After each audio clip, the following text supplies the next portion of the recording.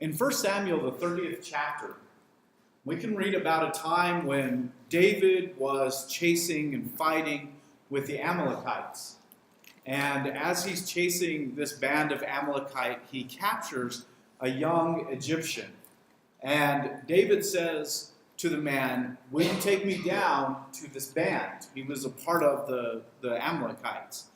And the young man said to him, "Swear to me by God that you will not kill me or deliver me into the hands of my master, and I will take you down to this band." The rest of the text doesn't tell us anything about what happened to this man, but he did take him down to the band, and David defeated the Amalekites who had taken his wives. I want to do something kind of unusual with this thought, though, so I hope that you'll put up with me. I want to take this request of the Egyptian young man, and I want us to move it forward in time and just suppose that this young Egyptian had encountered a Pharisee at the time of Jesus and had made a similar request, that he had asked for this kind of protection. There are two ways that they could answer it, and this is based on what Brian read a little bit earlier in Matthew the 23rd chapter about the taking of oaths. One of the Pharisees could say to him, "I swear by the temple." In other words, based on the temple, I'll protect you like you asked for. But another Pharisee might say, "I swear by the gold of the temple." Now I want you to think for just a moment, if you're that young Egyptian, what do you think about this? Do you think that you have been promised protection? They both sound pretty good to me. Now, if I'm an Egyptian, I really don't understand everything about the Jews or their law, so who would you believe? Both sound pretty appropriate, don't they? Do you trust that Pharisee with your life? In fact, I have to say, the first one to me sounds better than the second one. The temple's obviously better than the gold in the temple, right? But from our reading in Matthew the 23rd chapter, what do we know about how the Pharisees took their oaths?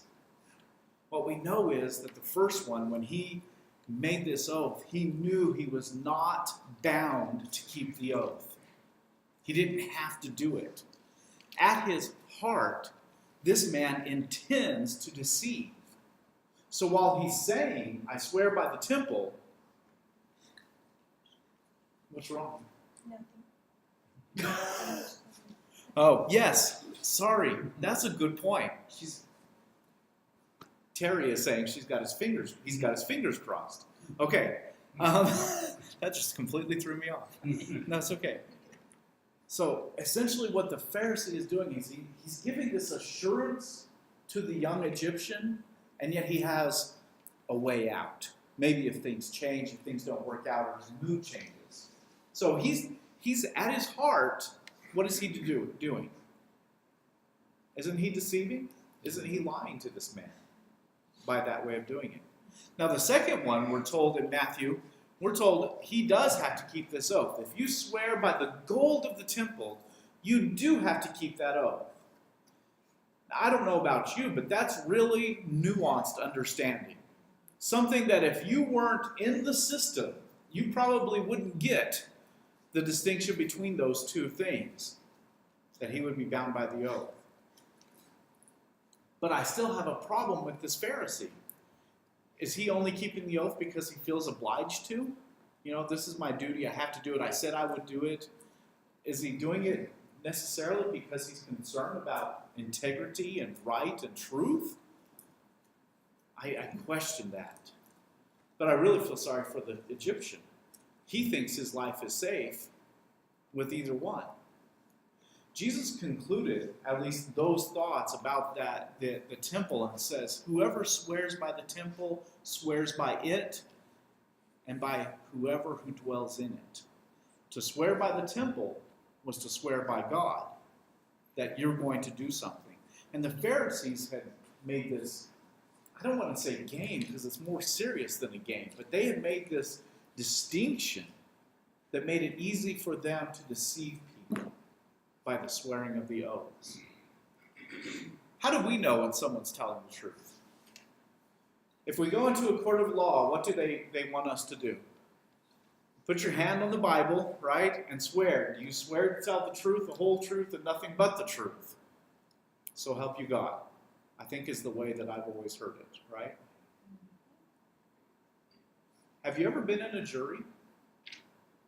And have you ever seen someone take that oath, and as you're listening to them talk, you think, they're not telling the truth?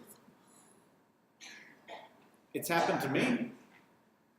So what good does it do to swear on the Bible? Does it really help? Helps a person with a conscience. How do we know when a nation no longer has a real regard for truth? It's not just that they would lie constantly, but that they would try to make it seem like they're telling the truth. Because falsehood would be rampant in such a society, they'll go to great lengths to assure someone that they're telling the truth. And so they know people assume that they're lying, so what do?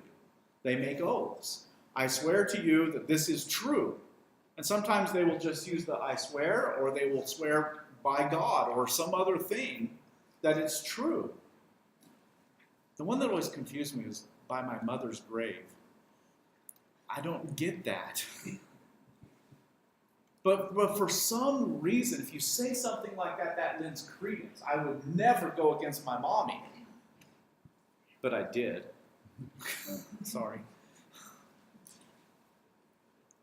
In such a society, we often presume, don't we? We presume that people are hiding things. If you go to buy a car, a used car, what is your presumption about what that person is telling you about the car? Are they telling me everything?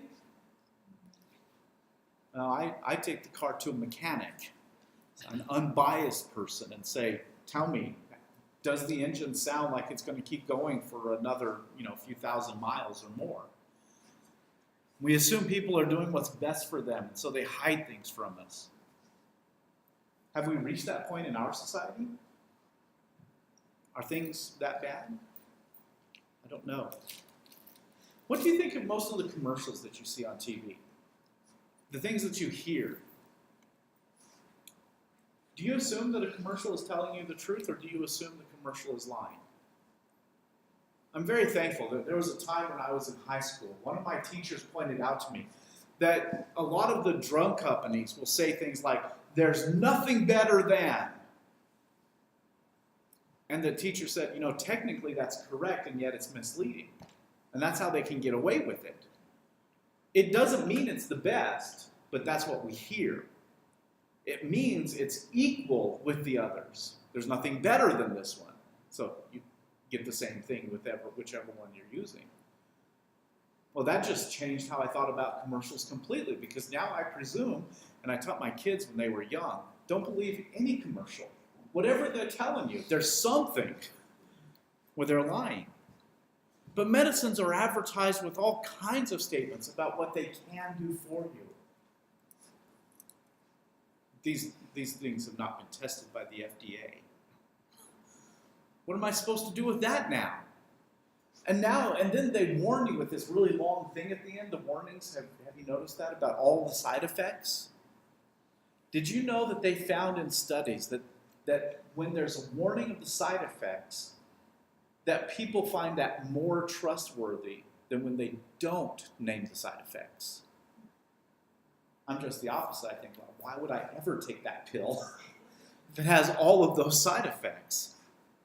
But my presumption, what is our thought about those things? We struggle with that. In Matthew, the 5th chapter, beginning in verse 33, Jesus is continuing to talk to us about righteousness. And in the context of this passage, he's teaching us what it means to have true righteousness. He's using 5 examples of what the Pharisees did and what they taught in order to help us understand the kind of righteousness that God always expected us to have. So he's dealt with anger, he's dealt with lust, and now we're going to deal with oaths. Again, you have heard that it was said to those of old, you shall not swear falsely, but shall perform to the Lord what you have sworn. But I say to you, Do not take an oath at all, either by heaven, for it is the throne of God, or by the earth, for it's the footstool, or by Jerusalem, for it's the seat of the great king. And do not take an oath by your head, for you cannot make one hair black or white. Let what you say be simply yes or no. Anything more of this comes from evil. So, as we've done in the past, we're going to examine this idea of righteousness that he's talking about. To do that, we have to go back to the Mosaic law, what was actually given to Moses. There's a couple of places that we can look for the teaching about the oaths. For example, in Deuteronomy, the 6th chapter, we're told that when you swear an oath, you have to swear an oath by the name of Jehovah. We're told in Leviticus, the 9th chapter and 19th chapter, verses 11 and 12, you shall not steal, you shall not deal falsely, you shall not lie to one another. Notice the context that we're getting here. These are all about deceit, right? Stealing, taking things that aren't yours. The next verse says, you shall not swear by my name falsely, and so profane the name of your God. I am Jehovah. This is a key verse for me in some ways. He doesn't tell them not to swear. He says don't swear falsely. Because when you swear falsely, what are you doing? He says in that case, you profane or you make common the name of God. Instead of holding God's name up as being sacred and special, you bring it down to earth and make it common. So don't use God's name when you're swearing in a way that's not true. Numbers, the 30th chapter and verse 2, when a person makes an oath, we're told he shall not break his word, he shall do according to all that proceeds out of his mouth. Of course, that's kind of the definition of an oath, isn't it? And Deuteronomy, the 23rd chapter, reminded the Jews, you shall not delay in fulfilling your oath. When you make the oath, you keep it. You do the things that you're told. So the law, what it emphasized about the oaths, is just how serious it was to take the oath. You use God's name, but you don't take it in vain. You do it because you fear God. You pay what you vow, so don't swear falsely. And obviously, oaths were not to be used lightly or in conversation. There was a purpose behind them. So Jesus quotes the misinference of the scribes and the Pharisees, where they said, you shall not swear falsely, but you shall perform to Jehovah what you have sworn. And again, that one sounds almost exactly like what we see in the old law, doesn't it? And yet we saw from Matthew the 23rd chapter how they twisted that around into a way in which they could take oaths and still lie so clearly. The idea that I could say to someone, I swear by the temple, has a different meaning than I swear by the gold of the temple. That's conniving. That's intentionally looking for ways to get away with something. And he goes on with the other examples. They had altar and the things on the altar. They had found ways in which they could, first of all, be dishonest. That's really what's going on, right? They were trying to get away with something. They found a way in which it was frivolous to swear. If you swear by the temple and you don't mean it, that's frivolous, isn't it? So it wasn't necessary, it wasn't proper in such a circumstance to take an oath, and so they went beyond what they should have. And I think the third problem is it's evasive. Because it wasn't necessarily binding or not binding. They had made these minute rules, these trivial rules about whether God's name was used or what specific things were used. And they ended up with a problem. So what they saw in the law was a way to get permission to use oaths of all kinds of sort, and then they found ways that made them binding or not binding so that people didn't really know what was happening. And I feel that's why I used that example of the young Egyptian. I feel like if he didn't know all these nuanced laws, he would have no idea whether the Pharisee was in fact telling the truth or not by saying, I swear. So Jesus makes the contrast. What does he essentially say? Do not take an oath at all.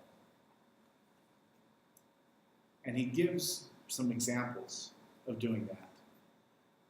And you'll notice that there are things that out of our control, and we don't want to do what we're told in Deuteronomy of bringing those things from that which is sacred to that which is profane or earthly or common. Don't swear by heaven, because it's the throne of God, or by the earth, it's his footstool, by Jerusalem, for it's the city of the king. And he even said, don't do it by your head, because you don't have any control over that. Right? What turns our hair color? Time. It just takes time. Don't take an oath at all. Let your yes be yes and your no be no. Is this a prohibition against oaths completely? And often it's been taken that way, but I struggle with that. Let me tell you why I struggle with it. In Matthew the 26th chapter, when Jesus is standing before the high priest asked Jesus to take an oath. I adjure you, by the living God, that you tell us whether you are the Christ, the Son of God. And Jesus said, you have said, which is a way of saying yes. He was involved in an oath at that point. It was a very solemn occasion, very important.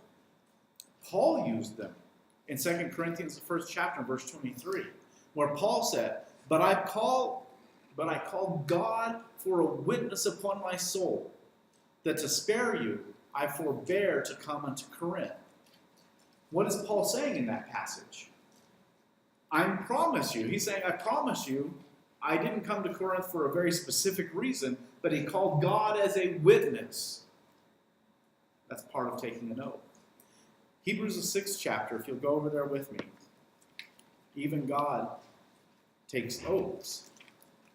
Hebrews the 6th chapter, beginning in verse 13. For when God made a promise to Abraham, since he had no one greater by whom to swear, he swore by himself, saying, Surely I will bless you and multiply you. And thus Abraham, having waited patiently, obtained the promise.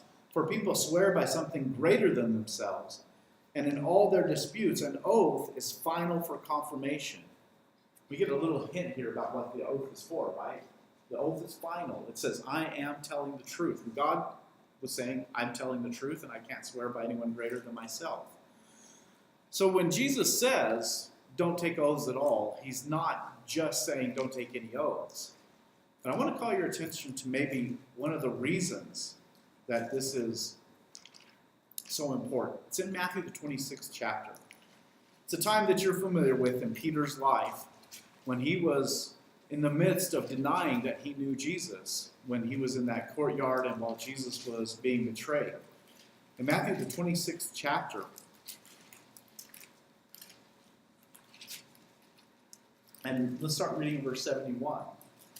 It says, And when he went into the entrance, another servant girl saw him, and she said to the bystanders, This man was with Jesus of Nazareth. And again he denied it with an oath, I do not know the man. Now, remember, Hebrews said an oath is final for confirmation, right? So Peter is trying to put that exclamation point on there, I don't know him, and he did that with an oath.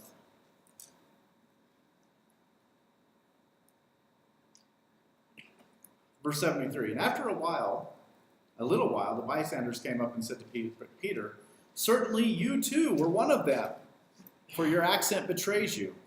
Then he began to invoke a curse on himself and to swear, I do not know the man. And immediately the rooster crowed. So here you have Peter using the oath. Did it work as final confirmation?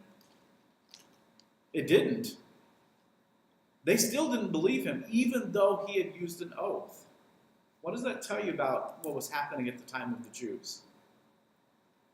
What does that tell you about the oaths that they took? They were common. They struggled with dishonesty.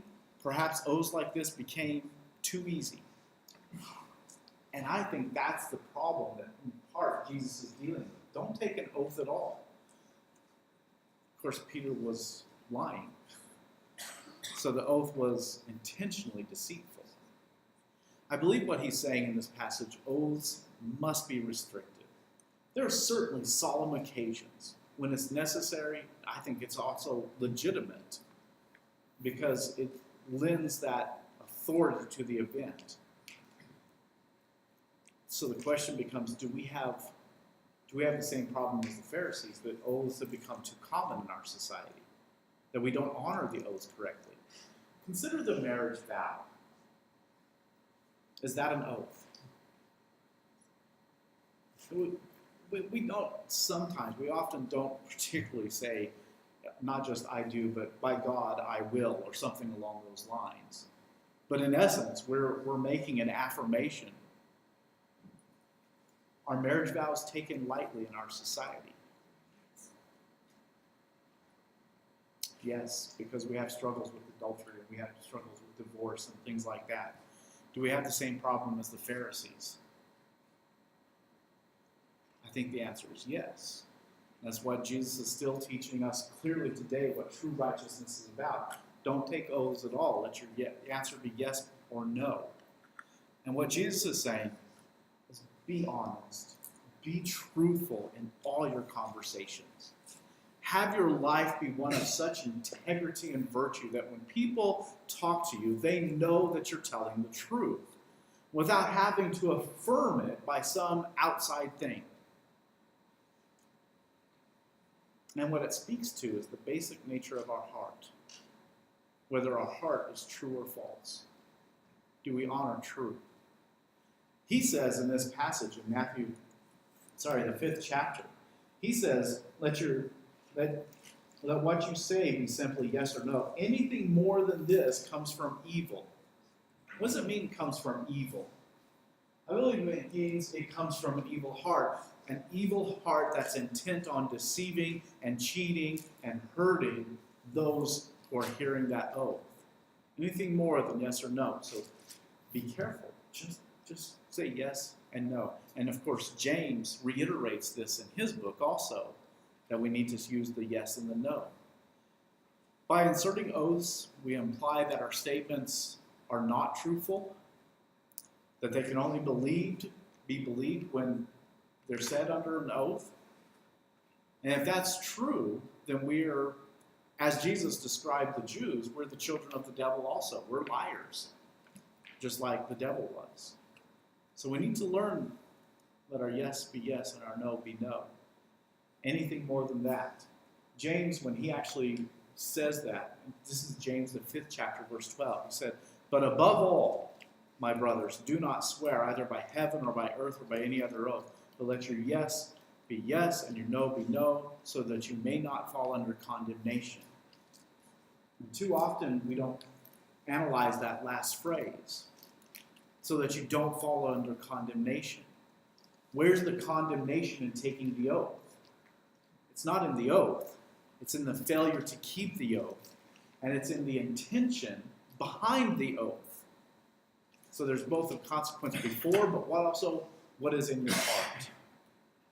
So that's what Jesus is teaching. So my question is, if all we get from this is that we should not take oaths, we should say yes or no, we're just as blind and self-deceived as the scribes and the Pharisees. What is Jesus teaching us about himself? God is truth. And God wants us to be true in every way. He desires that we be truthful too. So if we want to be like God in his image, we need to be like him. I want you to go with me to a passage that fits this very well in the book of Isaiah, the 65th chapter. Isaiah 65 and verse 16. This is looking forward to the new heavens and the earth. It's talking about this time that's coming for us. And it says, "So that he who blesses himself in the land shall bless himself by the God of truth." I want you to focus, first of all, God is the God of truth. And that we see that repeatedly through the scriptures, that he's the God of truth. Whether it's said this way, God of truth, or other ways. Abraham's faith was based on the fact that God is a God of truth. When he was told that he would have all those children by faith, that was counted to him for righteousness because he believed that. I love the example of Abraham with Isaac. When God tells Abraham to take Isaac up to the mountain and sacrifice his only son, Abraham doesn't understand how God is going to keep the promise that he made, that through him would be many nations, would make a great nation. You can't have a great nation to follow after you if you kill your son.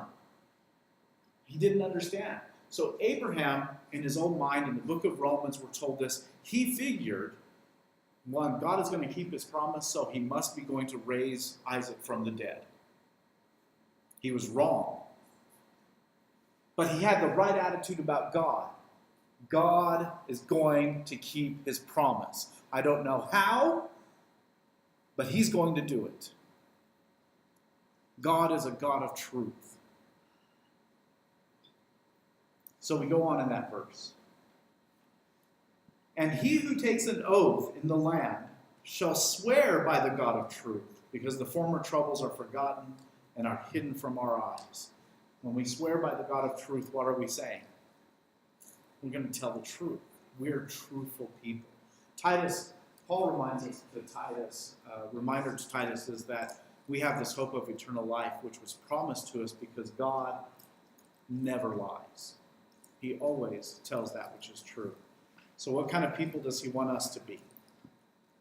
Truthful. Psalm 15. And I want you to start with me reading in verse 1. Psalm 15. O Jehovah, who shall sojourn in your tent?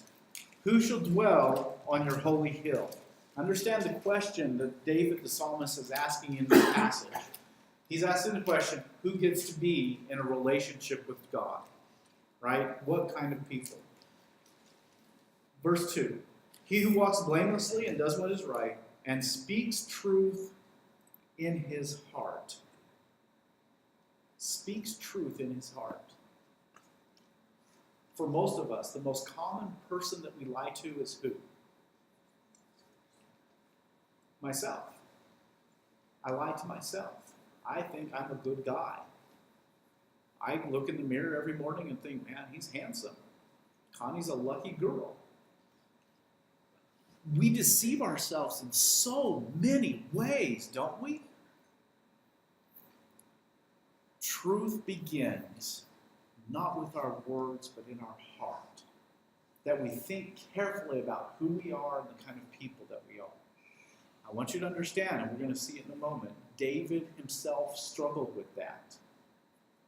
But if you're going to be a child of God, a child of the God of truth, there's one place it has to start, and that has to be your heart.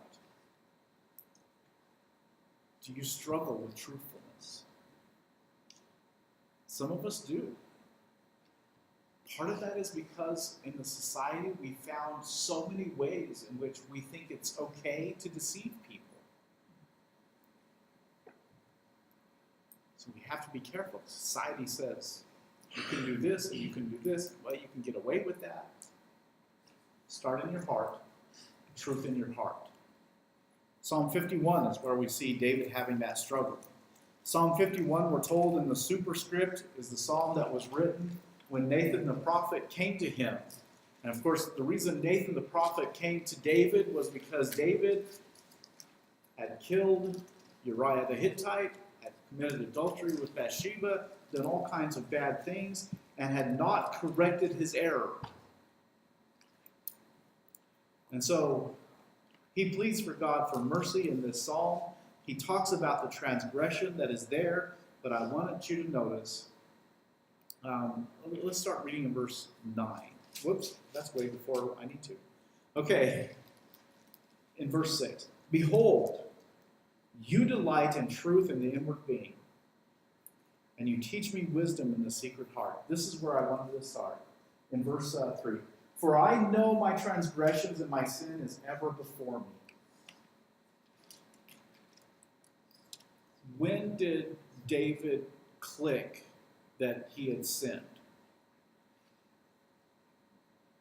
Well, he had to know it, right? I mean, he had to know that committing adultery with Bathsheba was wrong. And setting things up so that Uriah was killed, that was pretty bad. And trying to set it up so that everyone thought the kid was Uriah's kid.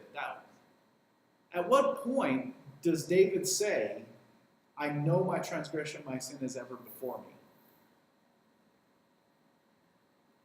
The truth is, at least what it implies to me, is David had hidden those things, even from himself in a way. He was the opposite of Psalm 15. He did not speak truth in his heart, at least for a time, until Nathan came to him and said, you are the man. And then his sin and his transgressions were ever before him. That's the struggle I think most of us have. And that's why he says in verse 6, you delight in truth in the inward being. Consider how the truth in David's inward being would have helped him in this whole situation when he was up on that roof and he looked down and he saw Bathsheba. Truth in his inward being would have done what for David? It would have stopped the whole thing. I'm convinced of that. Have truth in your inward being.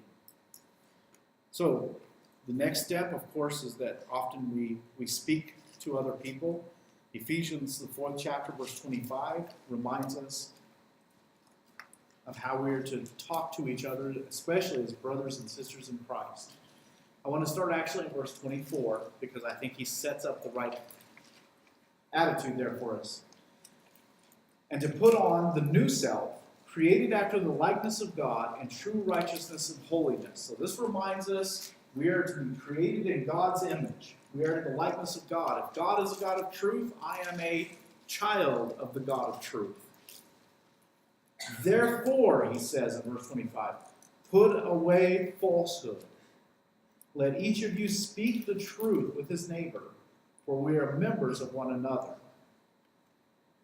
Speaking the truth in love is another thing that he talks about in this passage also in Ephesians 4.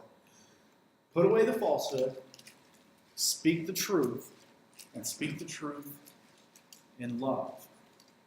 When you talk, don't lie to people. One last passage, Proverbs, the 12th chapter, and in verse 22.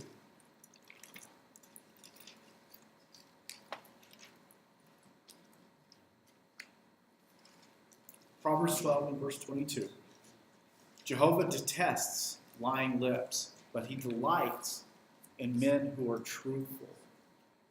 He delights in them. Go back and if you have time sometime, and you're reading through the Old Law, maybe you get into Leviticus. And as you're studying Leviticus, you'll find in there God telling the people several times about using honest weights. Did you ever stop and think about how important it is to use honest weights? What does it mean when you use dishonest weights? If you have two sets of weights, you have a simple way of deceiving people while it looks like you're being honest. But sometimes when we're reading Leviticus and we just read about the weights and it says, have the one good set, we just kind of read over it, we don't think back. Why does God care? Because God is a God of truth. And God delights in men who are truthful. And that's who I'm supposed to be. That I'm going to always tell the truth. Let your yes be yes and your no be no. Be people of integrity. True righteousness means that just like God is truth, as much as possible in my life, I will be truthful. So I hope that's an encouragement to you in thinking about what it means to be truly a follower of Jesus and being that person who is truthful. We want to offer an opportunity for anyone here who is not a child of God. If you believe that Jesus is the Christ and you're ready to repent of your sins and to be baptized into Christ, we offer you that opportunity this morning. If you are not at that point yet, but you're ready to study the Bible more, and we can help you with that, let us know if you need our prayers and help. Come forward as we stand and sing. 227.